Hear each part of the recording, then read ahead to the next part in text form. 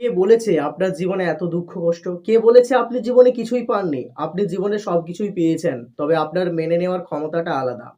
আপনি কেমন করে সব জিনিসকে মানিয়ে নিচ্ছেন সেটার উপর আপনার জীবনের চাওয়া পাওয়া, আপনার জীবনের সুখ-দুঃখ অনেক কিছুই নির্ভর করে। আপনার ক্ষুদ্র জীবন, এই ক্ষুদ্র জীবনে আপনি যদি অনেক কিছু আশা করেন তাহলে আপনি জীবনে কখনোই শান্তি অনুভব করবেন না।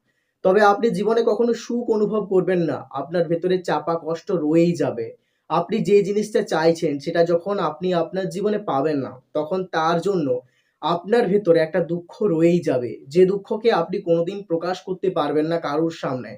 মনের ভেতরের এই চাপা কষ্ট নিয়ে আপনাকে চলে যেতে হবে মৃত্যুর একদম কাছাকাছি। যেখানে গেলে জীবনের আর কোনো কিছু চাওয়া পাওয়া নেই। যেখানে গেলে জীবন একেবারে স্তব্ধ হয়ে যায়। তারপরে হয়তো আরো একটা নতুন কোনো জন্ম, নতুন কোনো চাওয়া পাওয়া, নতুন কোনো ইচ্ছা।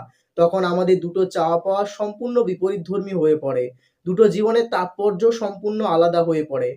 যেখানে হয়তো আমরা একে অপরকে আর চিনি না। কিন্তু আমাদের এই ব্যক্তিসত্তার জানেন তো কোথাও না কোথাও মিল অবশ্যই আছে। প্রত্যেকটা জিনিসের ইতিহাস আছে। তাই আমারও ইতিহাস আছে, তোমারও ইতিহাস আছে। আজকের এই পৃথিবীতে বিরাজমান সমস্ত জিনিসের ইতিহাস আছে। কিন্তু আমরা কেউ কখনো নিজেদের ইতিহাস আমরা জানতে পারি না। আমাদের এই ইতিহাস একমাত্র যিনি জানেন তিনি হচ্ছেন আমাদের বিধাতা। আমরা অন্যের ইতিহাস জানতে পারি, কিন্তু আমরা নিজেদের ইতিহাস কখনোই জানতে পারি না।